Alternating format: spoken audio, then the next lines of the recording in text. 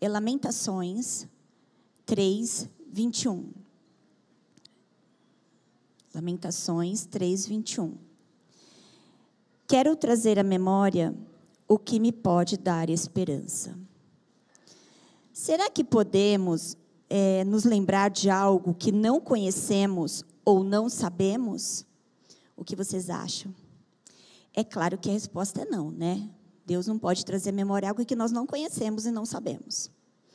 Então, neste versículo, Jeremias, que é o escritor de Lamentações, ele passava por uma aflição muito grande. E ele pede ao Senhor que trouxesse à sua memória aquilo que pudesse dar esperança a ele. Porque ele já não tinha mais esperança, ele não tinha mais forças, ele estava desanimado.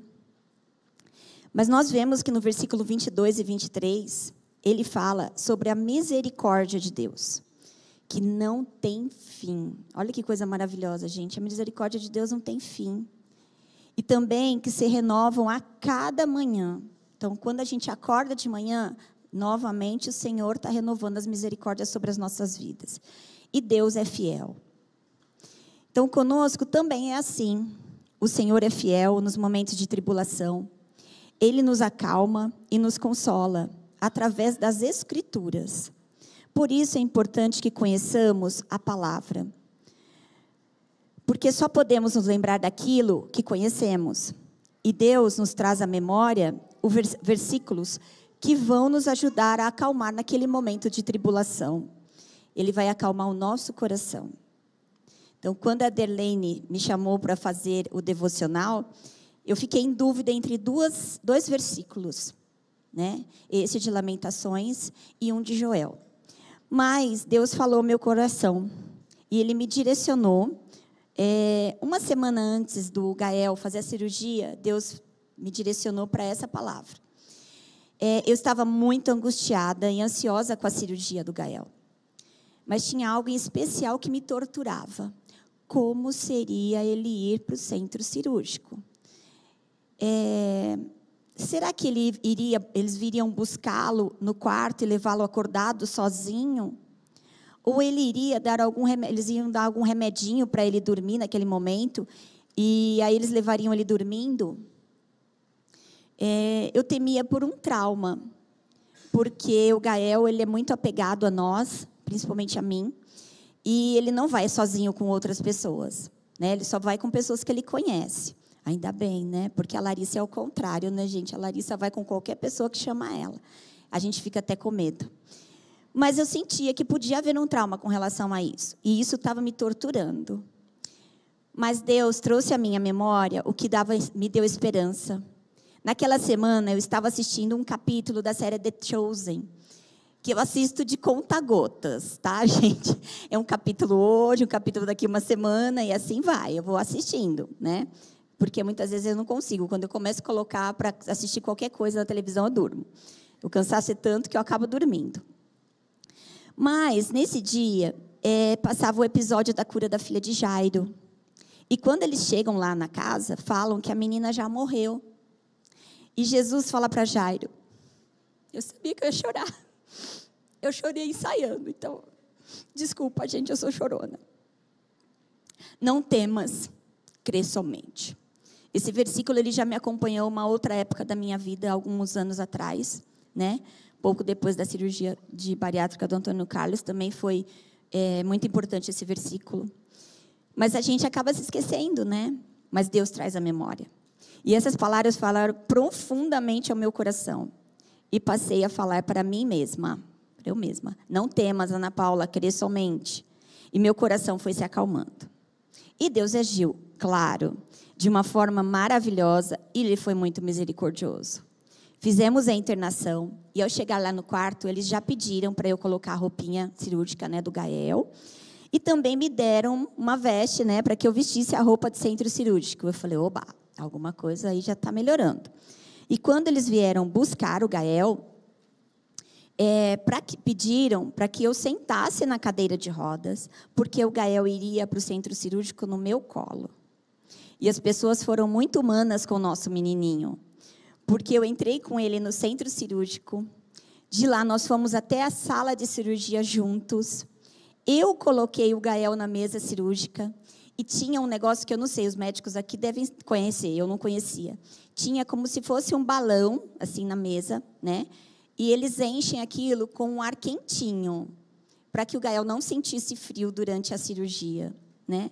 Então, eles ligaram aquilo, já começou a ficar mais quentinho, porque ele estava com muito frio.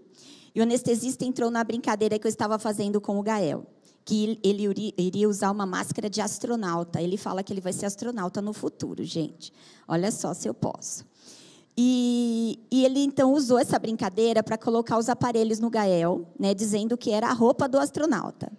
E eu, então, coloquei a máscara para ele dormir e só saí da sala após ele dormir.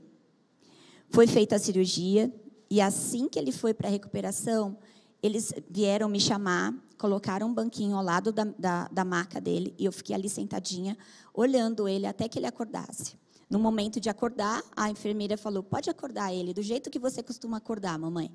Acordei ele devagarinho, fui conversando com ele, ele foi se acalmando, ele deu aquele susto de cara, porque ele não sabia onde ele estava, mas ele foi se acalmando, porque ele viu que eu estava ali do lado dele, né? Depois nós voltamos juntos de novo para o quarto, eu novamente sentada na cadeira e ele ia no meu colo. O enfermeiro que nos levou fez brincadeiras com ele, dizendo que a gente ia por um elevador secreto, né? Bem aquela coisa que meninos gostam, né? Chegando lá no quarto, a enfermeira veio, gente, com um leitinho quentinho, feito com leite em pó, de acordo com o que ele toma em casa. Foi muito cuidado, né? Então, por que eu estou contando isso tudo com tantos detalhes? Para mostrar que o Senhor me trouxe à memória, para que eu não temesse. E Ele mostrou que Ele estava à frente de tudo, em todos os momentos. Irmãos, esse não é só um versículo que o Senhor tem trazido à minha memória. Posso citar muitos outros, como, por exemplo, quando vejo a misericórdia do Senhor, lá em Salmos 107:1, rendei graças ao Senhor porque Ele é bom e a sua misericórdia dura para sempre. Quando me lembro que devo entregar tudo nas mãos do Senhor, o Salmo 37:5, entrega o teu caminho ao Senhor, confia nele e o mais Ele fará. Quando o tempo passa e parece que tudo está demorando, né? A espera pelos nossos filhos, foram 5 anos de espera, né? Mas em todo o tempo Deus me mantinha de pé, com Eclesiastes 3, de 1-8. Eu não vou ler ele todo, porque ele é bem longo, mas lá Salomão fala que há tempo para tudo. Tempo para morrer, tempo para viver, né? Tempo para nascer. Então, há tempo para tudo, né? Quando fico muito temorosa, até no último devocional que eu fiz, eu usei esse versículo, Isaías 41:10. Não temas, porque eu sou contigo. Não te assombres, porque eu sou o teu Deus. Eu te fortaleço, eu te ajudo. E te sustento com a minha destra fiel.